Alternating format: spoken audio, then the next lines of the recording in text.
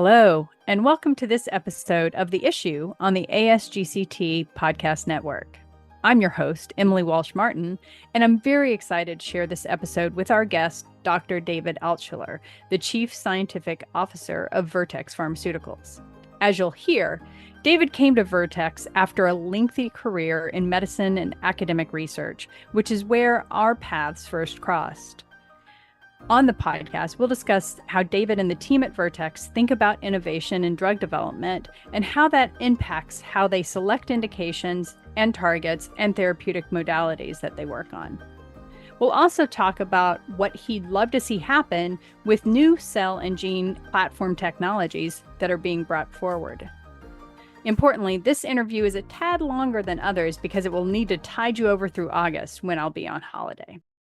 But before we get to the episode, I should remind you that now is the time to register for my favorite annual ASGCT event, the Policy Summit, which will be held in DC on September 23rd and 24th.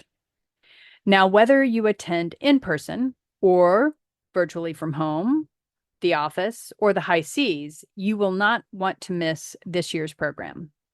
Great sessions are planned on reimbursement, both from payers and Medicaid.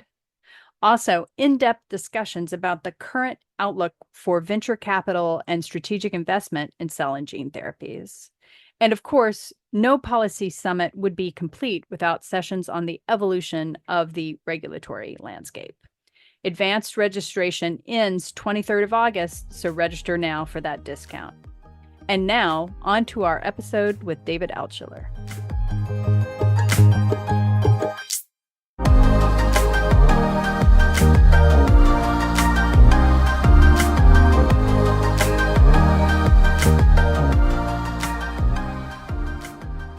David Altshuler, welcome to The Issue on the ASGCT Podcast Network. Thank you so much for joining me today. It's been a while, and I'm really happy to chat with you and talk about Vertex, talk about the innovation there. But also, before we dive into that, dive into sort of your career path and then our shared sort of journey together, because we've interacted multiple times in our careers.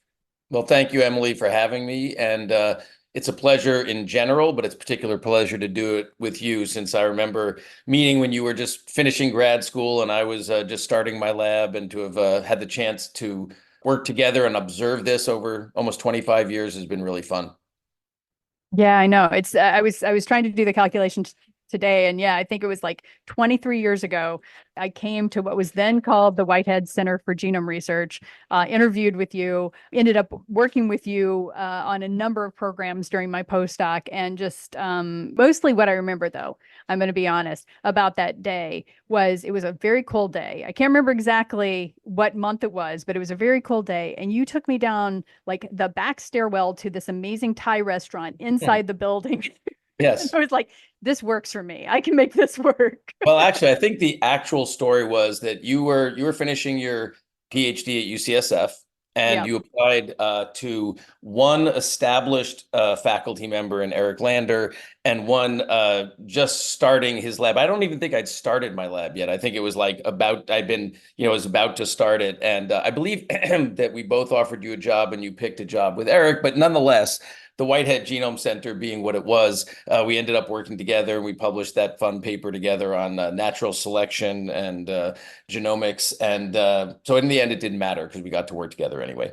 Absolutely. And honestly, I think our work relationship during that time really helped me understand a lot of the big picture of how you do big science. And I have to attribute that to you, because you were amazing at taking the time and breaking things down for someone who'd been working on, let's say, well, specifically zebrafish heart genetics, right? Where a single investigator can do quite a bit of work. Moving into human genome and genetic science writ large was a big jump for me in my career, and I really do owe you a great deal of thanks for breaking it down for me and coaching me along the way. Well, that's very kind. My greatest pleasure in my career actually is mentoring people and working with people when I look back on it. And, so the pleasure is all mine, seeing people come in and then figure things out, thrive, and go and accomplish the kind of things you've accomplished. That's the best there is. But it is interesting what you said, because I actually had only a small number of years earlier come to work with in genomics. And my PhD was with Connie Sepko studying retinal development. And, every experiment I did was by myself. It was very much a lab, a wonderful lab, but where each individual had their project. And so I had actually had to figure it out myself over a period of the previous years. And I think one of the key things for me was that I had just finished my medical training at Mass General.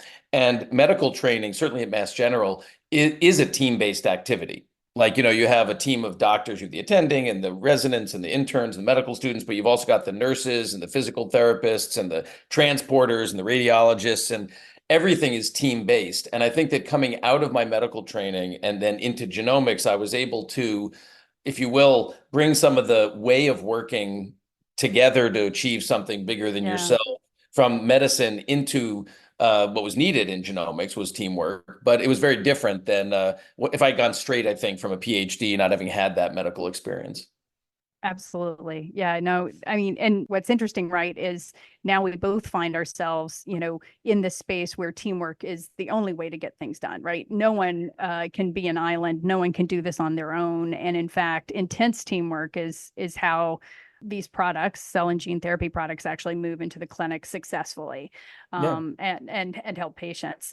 So we'll speed forward to the CRISPR Vertex partnership, which is where we met again. And I remember again, it was around food. I don't know if this is a constant theme for me, but there was a Vertex reception for the CRISPR Vertex team, and I walk in, and you're like, "What are you doing here?" And I'm like, "What are you doing here?" Well, it's funny though. Before we get to that moment, I'm going to go back in time. Please. Just because to give a sense of, we talked a minute ago about teamwork. That's about the number of people, but the other thing I've learned is about the duration of effort it takes to actually have impact in the world. And I first worked on sickle cell disease. That meeting that we're talking about was probably like 2016 or something like that. I don't know when you joined. We started the project in 2015. And I think we were at the Broad that day. And I had, if I remember correctly, and I had started to work on sickle cell gene therapy next door in the Whitehead Institute, about 100 feet from there, in 1985. And so when I was an undergraduate at MIT, I worked in Richard Mulligan's lab. And Richard Mulligan had his lab. In fact, my PhD mentor, Connie Sepko, who'd been a postdoc with Richard, they had developed some of the first retroviral vectors. And there was a postdoc there named Ihor Lemishka, who was a terrific scientist, unfortunately passed away a number of years ago. And he was working to use retroviral vectors to infect hematopoietic stem cells in mice and then do bone marrow transplants with the goal of treating ultimately sickle cell disease. And David Williams, who later, became chief scientific officer at Children's Hospital, leader with Bluebird and all this stuff, he was in that lab also. And he is also part of that. And that was literally almost 40 years ago. And what I remember from that was, one, that there were people back in 1985 who were saying, this is going to be on the market in 5 years, and then all diseases will be cured. And actually decades went by before it actually became a clinical medicine. Yeah. But on the other hand, actually the vision from back then is true today. There are medicines now that use genetic therapy for sickle cell disease, and they have as much benefit and profile as we could have hoped for. So it wasn't that it was the wrong idea. It's just that actually taking something from a laboratory and a mouse or a cell to actually treating human beings safely, effectively, and robustly is such a phenomenal difference. And it takes a lot of time and a lot of people. I sometimes use the analogy, if someone said to you, here a grad student has just performed an operation on a mouse. They opened the mouse, they did some operation, they closed them up. You'd say, good, that's proof of concept that you can do that. And they say, would you like them to operate on your mother? And you'd say, no. The difference between doing it once in a mouse and being able to know that, you could do it in a human being and 99% of the time, every step would go well, is a phenomenally different thing. And that's the difference, I think, between showing something to be done in a mouse, which in a way, in 1985, the paper that Ihor, I worked on with Ihor, did show you could do a bone marrow transplant and you could use retroviral vectors. But that's very different than showing you can do it safely, effectively in a human being, even though it showed it sort of could be done. But now how Right. you do it takes a long time. Yeah, yeah. It's sort of that difference between proof of principle versus proof of concept versus, proof of mechanism. Yeah. Absolutely. So so yeah, so let's flash forward again. The Yep. CRISPR Vertex partnership. I was joining right about the time, to your point, it was 2016. It was right about the time we were trying to debate between the final two candidates. Yep. And then, things went swimmingly well. um, Amazing. Yes. Amazingly. It only took And eight short years and vast amounts of time and effort. But yes, it did turn out. The amazing thing you're saying, which is true, is every step of the way it was challenging. Every step of the way, because there was no recipe to follow. right. There was no precedent of a CRISPR therapy. So everything had to be considered, and decided. And I think that they were like, as there often is drug discovery, maybe even more so in this case, there's hundreds of decisions, small and large, that had to be made. And I think that it is remarkable and a testament to the many people who worked on it and collaborated, not only at CRISPR and Vertex, but whether it's the partners we had doing certain manufacturing or materials, or whether it's the clinical trials. Like, so many people had to do things right. But it actually, as you said, it's remarkable that it's now approved in the U.S. and EU and UK and in Saudi Arabia and Bahrain for both sickle cell and beta thal for people of the age and criteria that are on the label. That's it's quite amazing to think that in a relatively short period of time that happened. Yeah, absolutely. And I think for me, one of the seminal moments in that whole journey was sort of watching you in the AdCom, sort of discussing with the agency about how how at least the genomics part of it was shaping up and all the details of that. And I think for me, I didn't plan to like start this conversation and be super complimentary all the time, but I'm gonna, which is like that felt to me like the moment where every aspect of your career, as I'm familiar with it, sort of came to bear, and you were able to sort of draw on your experience at the Broad, draw on your experience at the Whitehead, and really be able to communicate the science, because it's complicated science, these products that we work on. Yeah, I mean, I think what you're saying, for those who don't, no reason they should know about my career, is I was a population geneticist back in the day when when I was an academic. I was a human population geneticist and used genomic technologies and pioneered some of that stuff at the Broad, and then was one of the leaders of this CRISPR project. So when it became clear that the topic of interest for this advisory committee meeting was around on and off target editing and the effect of human genetic diversity, I think it became clear. People were like, David, you should do this. And it sort of fit my background. And I would say that, in doing it, and I am obviously gratified that the medicine was approved and all of this. But I would say, just on a personal level, there was a certain amount of weight to it, meaning for me, and I've given hundreds and hundreds of talks. I'm perfectly comfortable talking to you here in this podcast. But the part that really, for me, what I felt was that the profile of the medicine is very promising. And so there were patients with sickle cell disease, there were patients with TDT. And if we couldn't explain this right, I felt like we'd done the good work, you know what I'm saying? But if we couldn't explain it right, they might not be able to get access to the medicine. And then there's all the people who had worked on the project, whether at CRISPR, Vertex, the collaborators, the doctors and the families and all this stuff. And it's sort of your typical academic presentation, or even as a corporate executive, speaking to a group, doesn't carry that weight in the same way. Right. And so because I did feel the sense, one of the things about this experience is, it's an amazing thing to be able to know that there are people in the world who, were having one type of experience. And because of this work everyone did together, now some of them, hopefully more and more with time, are having a better life. But also, if you were to get it wrong, if we didn't do our job well, and just not to belabor the point, but with cystic fibrosis, where Vertex has also had, I had the opportunity to be a part of developing Trikafta and other medicines. I remember when we first saw the phase 2 data for Trikafta, before the world had seen it.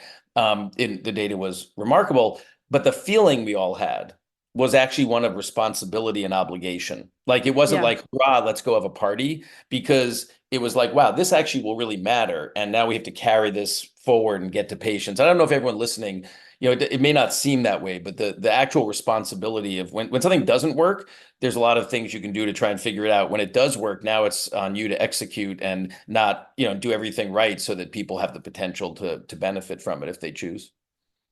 Absolutely. And I think that's an important concept, which is the responsibility of sort of bringing these programs forward, trying to innovate, but then making sure that all the T's are crossed, all the I's are dotted. Yeah. Such that every patient who is dosed with a new therapy can have the same expectation as what's printed on the label, right? What's been shown in clinical trials.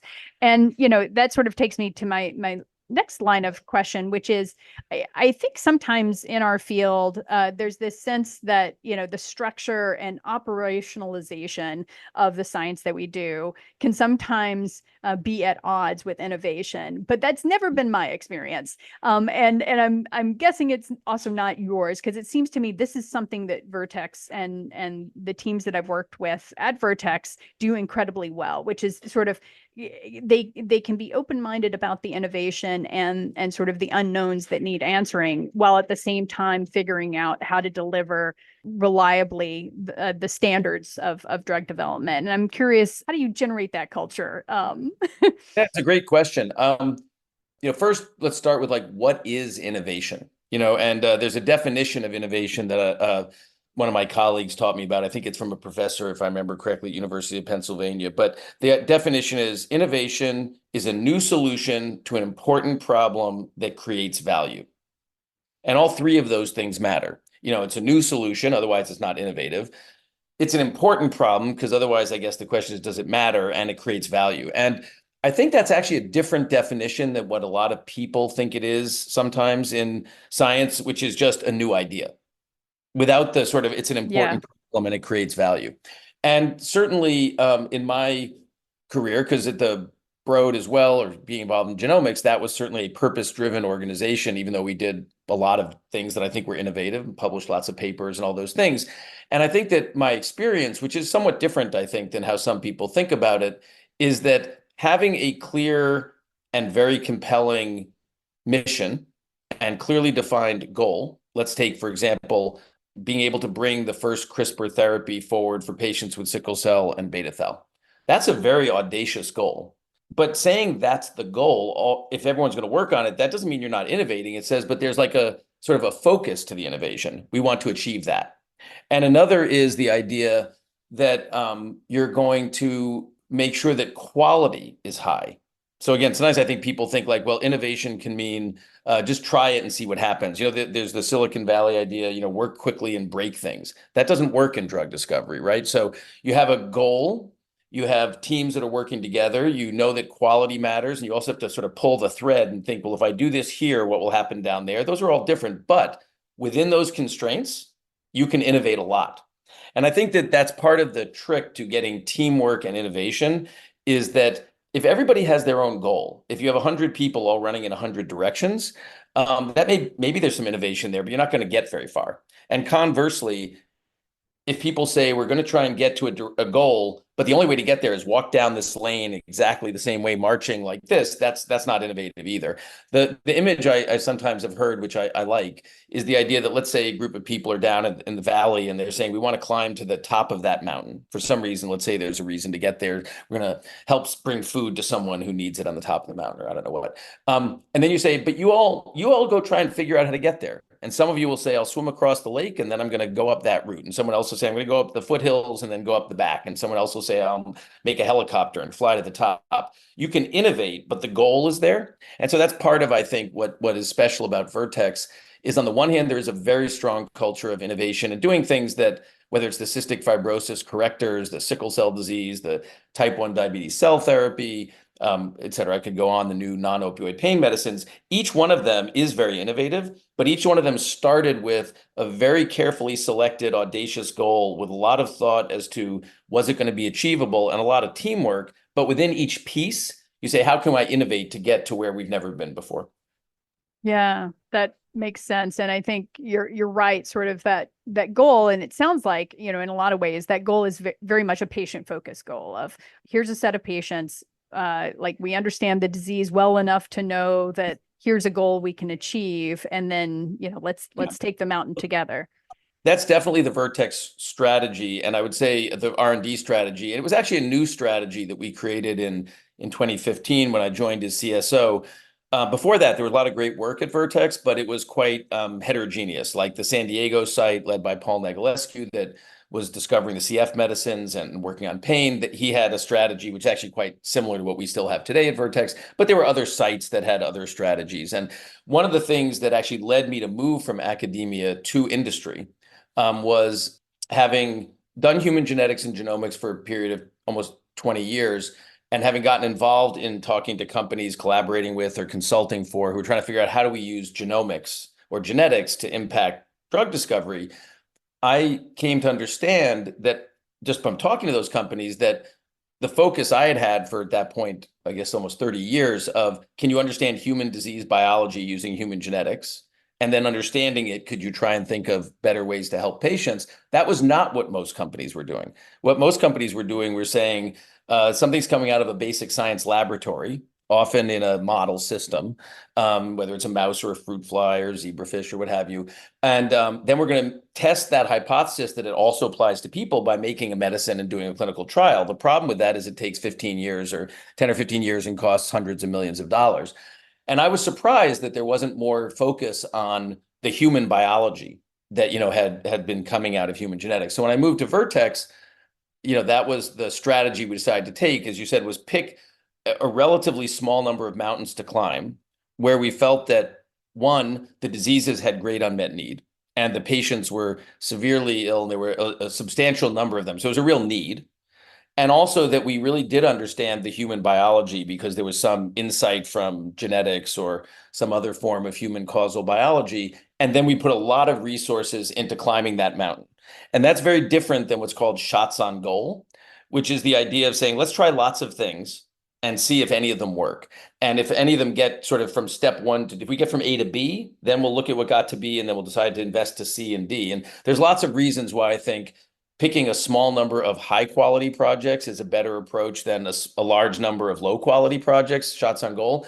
But regardless, one of the benefits that's worked for us is then everyone has a sense of mission. It's not like 100 people each trying 100 coin flips and whoever gets the right thing is going to get to move forward. It's everyone working together on things that are seen as important. Hopefully, you have to choose well, they're important and valuable, but it also creates purpose. It creates shared value as opposed to the cultural implication of what's called shots on goal, which is you might get there, Emily, but mine doesn't get there. And so it just creates a totally different culture. Yeah, no, that resonates a lot for me. And I guess when you think about it that way, though, I think the other thing that's true about Vertex is that you guys are therapeutic agnostic, modality agnostic, let's say. And so how does that weave into the culture? Do you still get a little bit of that competitive spirit between someone who's got a small molecule approach, or do you see it more as, at the end of the day, most of these diseases won't be solved by a single therapy. It's going to have to be a blend. How do you think about that? Yeah, no, it's a great question. It really does come back to the core essence of our strategy. Actually, before I answer the question about modalities, I just want to go one step back because I think it's important to understand the company strategy. When Jeff Leiden became CEO in 2012, Vertex was like 23 years old and just launched its first two medicines, hepatitis C, telaprevir, and Kalydeco, which was the first CF medicine. And almost immediately, we were out innovated in hepatitis C because better medicines were discovered by others. And the company was all of a sudden in a crisis because the plan had been hepatitis C would sort of pave the way for the future of the company. And Jeff came in as a new CEO and came up with this strategy, which was quite audacious at the time, given the status of the company then, which was to say, we're going to be a company, we're going to focus on CF first, but beyond CF, we're going to be a company that makes transformative medicines like the CF medicines look to be, again, serious diseases that didn't have effective therapies, but also in specialty markets, really meaning places where you could bring the medicine to patients with limited SG&A expense so that you could invest in R&D and serially innovate. And I didn't appreciate I was on the board at that time. Jeff recruited me to the board and we became CEO, how unusual it was to have a biotech company that could serially innovate. Like I've subsequently done research, just sort of looking at the history of the field. And, there's like tens of thousands of biotech companies that have been founded over the years. There's only about a little over 100 that have discovered and launched a drug. There's only a couple of dozen that have done it twice. And there's only a handful that have done it 5 times. So in all the history, and the reason for that is because one, you need to obviously be able to discover medicines, but it's also something about the business model that you invest in research and you get a candidate, and then you have to focus on development. So you sort of stop investing in research. And then if you get positive data, you have to invest in commercialization. So you sort of stop investing in R&D. And by the time you get to profit, there's no R&D left. And so it's very difficult to do that. And that was the vision, was to pick diseases that would be successful, but also where we didn't have to invest all the money in commercialization so we could keep innovating. Okay, that was the concept of the company. And right. And just for the audience, yeah. so the concept here is like, so it's specialty, which means that there might be, a small number of centers of excellence, right, that treat most of the patients. And so as a result, with a much more targeted sales force and a much more targeted approach, like once you launch, you can launch much more efficiently. Well, exactly. That's exactly what it is. And the purpose to that wasn't to maximize profit alone. It was to actually be able to reinvest in more R&D. Right. And so today, Vertex is, obviously a successful company, but we still spend over 2/3 of our OpEx in R&D. And we still have like 2/3 of our employees work in R&D, which for a company with $10 billion of revenue is an unusual thing. It's because we have very few, as you said, all the patients with CF are generally in centers of excellence. You need relatively limited sales force, very limited sales force. And obviously the medicines we try and make are transformative so that they, it's relatively clear to the people what they have to consider. And that was our goal then, to do that again. So you asked about modality agnostic. So in 2015, as we were thinking about how to build the future of the company, CF was an obvious thing to finish, and we ended up really focusing to discover Trikafta, that was discovered in 2016 and launched in 2019.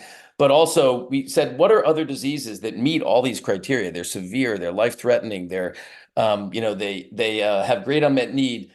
We felt, again, the human biology is clear, because we don't want to have the biology risk that what we're studying is true in an animal model, but not in a human. And you could come up with, some set of diseases. But then if you said, is there any one platform, any one therapeutic modality that cures them all? The answer is no. Each one sort of needs its own solution. And so, there's a line from Tolstoy, which is, all happy families are the same, all unhappy families are unhappy in their own way. My view of sort of disease is like normal biology is often the same. And, you might be able to do experiments, or you have a technology and you can do lots of things, but each disease is unique and the solution you need for it is often unique. So we decided, and it was something that is very unusual. I don't know there's any other company doing exactly what we do, is we decided that it was more important to be able to actually come up with a transformative medicine that would really, do something to a disease that had great unmet need, than to have the synergy of using the same platform again and again. So we said sickle cell disease, beta thal, we'll do CRISPR. But then we said, pain, that's small molecules, we'll keep doing that. And then when we bought Semma, Doug Melton's company with stem cell derived islets, we said, well, there's 3 million people in the US and Europe with type 1. There's already evidence that cadaveric islet transplants work. Doug has shown, and Felicia, that they could make these cells, and Bastiano. So we'll do that. So in each case, we said the patient comes first, the unmet need, the magnitude of effect, those come first. And then the cost of it to us, I don't mean financial cost, will be, then we have to figure out how to develop and execute and commercialize and manufacture that technology. But it seemed to us a better risk benefit than saying we'll have the synergy of the technology, but we're not quite sure what we use it for. And I think that is quite different than a lot of companies, where I see a lot of companies, and I know this is cell and gene therapy we're talking about, where everybody's going after the same 3 diseases. And if you ask, why are they going through the same 3 diseases? Because even though people say this technology could serve every disease, in fact, you keep seeing people do the same diseases over and over again. I think it's either because the technologies aren't quite as broad in their applicability as everyone says, or there's a unwillingness to take the risk of doing something that's never been done before because it doesn't have precedent. But then you're just not adding that much value. So our view is to say we're going to take that risk that we're doing something that's never been done before. But if we succeed, then we'll have the benefit to patients and we'll also have the benefit of being first. That resonates very much with me as well. And I guess my follow-up question for you on that is, especially with some of these diseases where we are having recent breakthroughs, and let's put sickle cell, let's put beta thal into that. How do you think that should or does change the sort of next generation? Like what should we be expecting from next generation therapies in places where maybe we haven't fully solved it, right? Because it's still a long, like if you get XSL, like it's a long journey. And there are lots of things we can improve about that journey. But I guess what do you think when we start to make some headway, what do you think the next generation should be aiming to do? Yeah, it's a great question. I mean, first of all, every step forward, whether it's us or anyone else in a new technology, there's lots of examples. Every step forward does both pave a way and also show whatever challenges there are. And so I do think there's learning over time, and precedent does help. If people have done it first, others can follow or build on that. I think the second is it does build the community's understanding and awareness of the idea. And I think that's why it's so important to have some successful cell and gene therapies, because, it's been talked about, as I said, for me, 1985, that's almost 40 years ago. And the number of patients who've been helped to date is not been as many as we might have hoped. But certainly the profile of some of the medicines that now exist. I mean, just to not focus on our own work, I think the work on SMA is really remarkable. There was oligos, gene therapy, small molecules. I mean, that's a terrible, terrible disease, really been transformed. And there's other examples, obviously, coming along, of which, I think that building the understanding that, first of all, you can really help people with this. But I think that the other thing is there are some substantial challenges that obviously remain. And, manufacturing is very high on that list. And I think that, that is something where I think success is probably needed to build the manufacturing capabilities. And because in the absence of a market and revenue, it's hard to invest the money needed. It's almost a vicious cycle, right? Right. If you don't have products that are helping patients and bringing in revenue, then it's hard to invest the money to say, how do I scale it? And I think that's been part of the challenge. And certainly it's something that we are working on, I'm sure others are as well, is to say now that we're approved for Casgevy, there's multiple things we're working on. Some of it is just most important thing is help the patients today who choose to take the medicine, and we're very focused on that, as we launch it. But also things like how can we continue to make manufacturing that much more efficient, and cost effective, as well as actually maintaining, obviously, accuracy and quality. And then there's also things like improved conditioning, because it requires a bone marrow transplant, perhaps vivo editing. And even, although it's not cell and gene therapy, working on other modalities to try and figure out how to modulate BCL11A, because the biology of what we're doing, while the tool is CRISPR, the actual biology is lowering BCL11A in a red cell leads to improved hemoglobin F and the outcome. So I do see it as like a sort of foundational observation that this all works, but there's many directions to go to try and build on it, make it better for patients. And I think that in general in the field, we need more of that. We need more successes on which we can build further success. Right. In some ways, it's sort of that next generation should really just be observant about what's left to address, right? So better mobilization, better conditioning, those kinds of things, and hopefully come and bring solutions for that. And also, there are so many diseases, and I'm in no way trying to say people shouldn't continue work on sickle cell and beta thal. They should. There's lots of benefit, I'm sure, that can be brought through further innovation. But there are also many, many other diseases that aren't being approached. And I think that's because, either there's no precedent, or it's delivery that's needed, or something else. But I think that to realize the potential of cell and gene therapy is going to require both that foundational advances get built upon to build the pillar of greater ever greater effectiveness and quality and efficiency and improving the patient experience, et cetera. And on the other hand, broadening to say, well, here's a disease that couldn't be treated before. There's been so much talk about the potential breadth of opportunity of cell and gene therapy. I guess I would like to see more people actually working on a more diverse set of diseases, because it does seem like there's an awful lot of people just doing the same thing with different technologies. And I think in part, at least what I find, because I also run business development or external innovation at Vertex, is many of the companies are run by technologists. And when you ask them, what medical problem are you trying to solve? What disease? They say, well, we picked this as an example because there's a lot, it's clear that it's an example, even if it's already been done.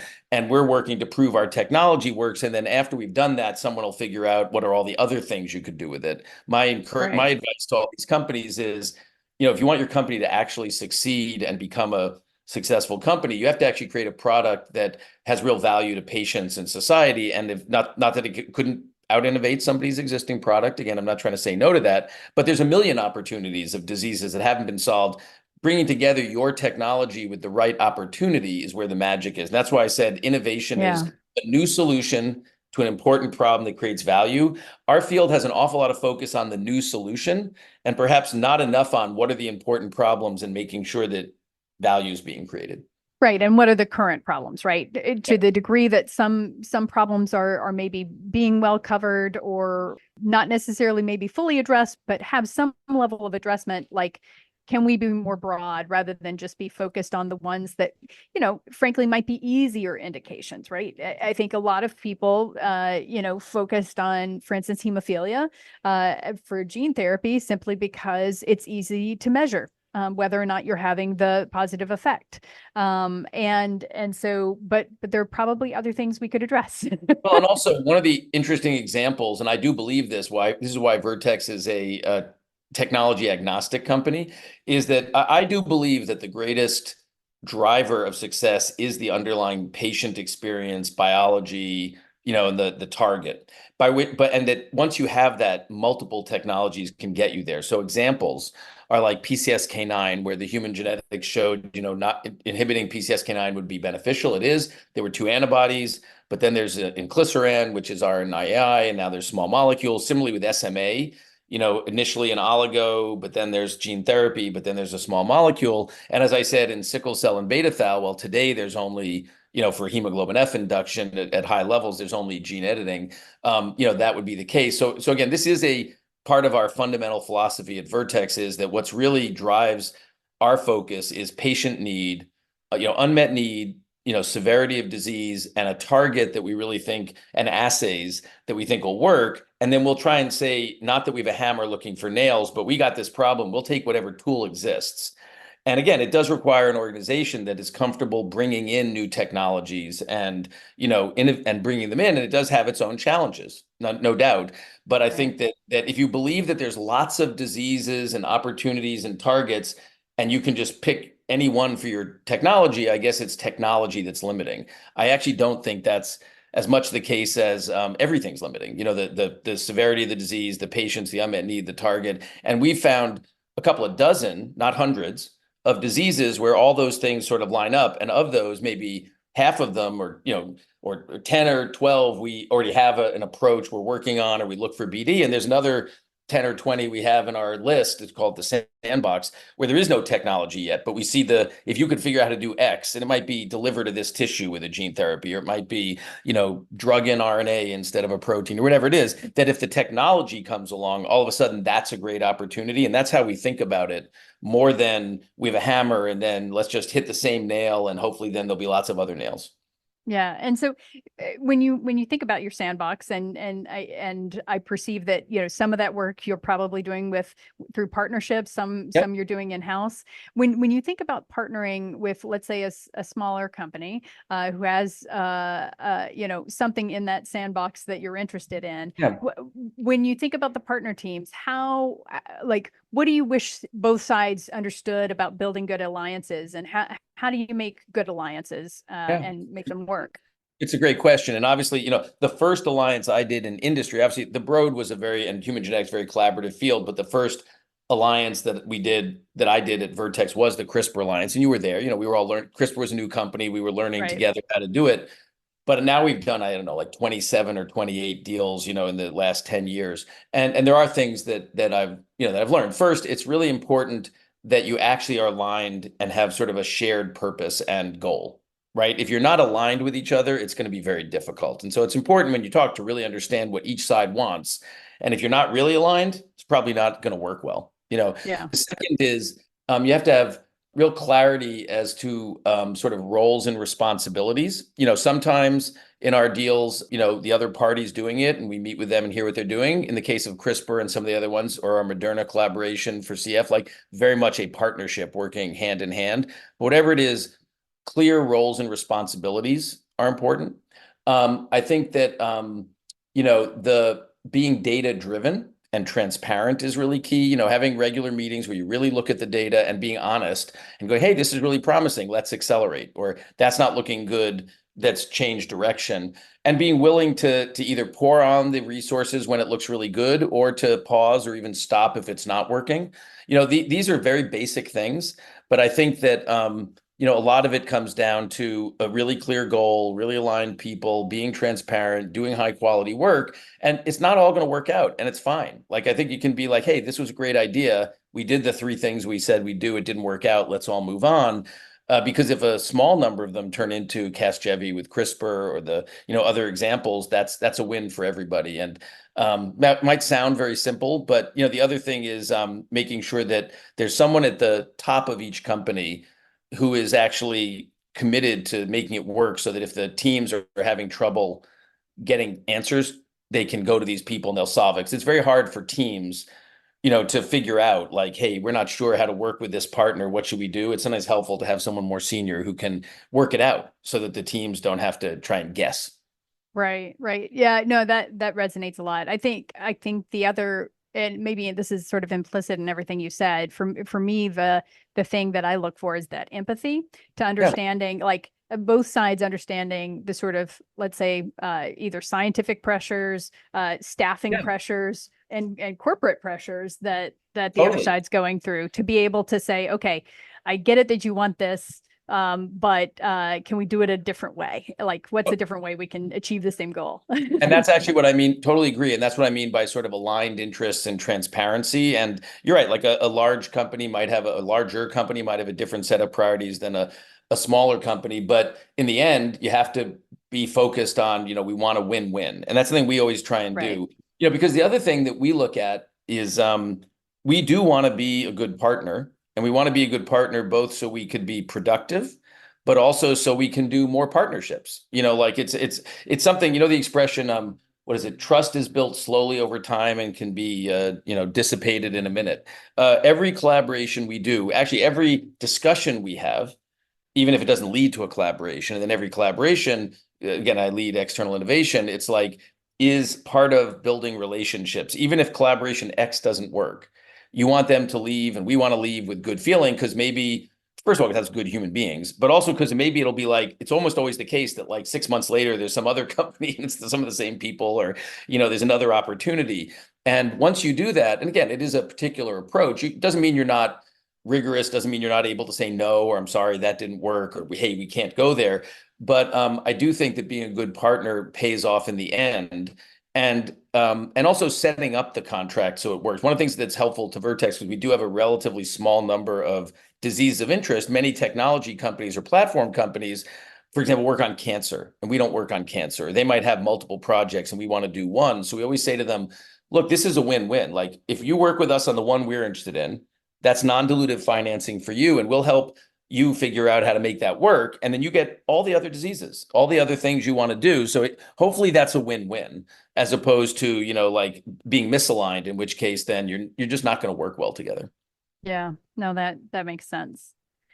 Well, I think we're at the end of our time, but I'm going to close with my favorite question, which is, if you could wave a magic wand and fix one thing for cell and gene therapy development, what would it be? Yeah, you told me you were going to ask that question. I mean, there's two, and they're pretty obvious. I don't know if I can pick one or the other. I guess I'd say manufacturing is probably first, meaning Yep. it's still very challenging and costly to manufacture cell and gene therapies. And if that can be, or when that can be transformed into something more like small molecules or biologics, that will be transformative, because the costs can come down and the scale can go up, and that would help tremendously. Even, the cost of doing clinical trials is so high because you have to, I think people listening to this know this, but, especially because these trials often go fairly quickly, you have to have your manufacturing process already defined in a state where when you go into the clinical trial, it can carry forward to pivotal development. That's something we did do, obviously, in Casgevy, and it played out, but it's very expensive. So if manufacturing became simpler and cheaper, it would not only help with commercialization, it would help with more clinical trials. But, making it less expensive and therefore more could be learned. The other, though, is obviously delivery. I think one of the reasons that people work basically, for the most part, on blood and liver is because those are the tissues that are easiest to deliver to. And, a lot of people are working on this non-viral delivery, different kinds of things. But again, if you can imagine that if the equivalent of, let's say, CRISPR technology, its transformational nature, came with delivery, where all of a sudden someone would say, well, you can take any of these payloads, RNA or cDNA or CRISPR or whatever you want, and you could move it, put it in the kidney, you could put it in the brain, you could put it in the whatever safely and directly, that would also open up huge opportunities.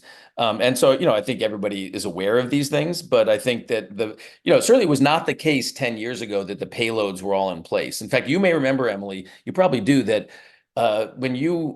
I think when you were a postdoc there, I think around the same time, David DeGraff was at the Whitehead Genome Center, and you may not remember this, but there was something called the Functional Genomics Program that Eric had started with Bristol Myers Squibb, Millennium, and Affymetrix. And there were like a project in common genetic variation. There was a project in cancer genetics. There were these, gene expression. But one of them was actually, interestingly, on, modulating gene effect. And there was like an early, what later, would have been said to be like, it was like, I think, antisense or something. But the idea was, it was already clear you're going to need to modify genes. And up until CRISPR came along, that was still very challenging. And now there's so many different versions of that the payload is not the challenge for the most part. Right. And so we need that same advance in delivery and manufacturing.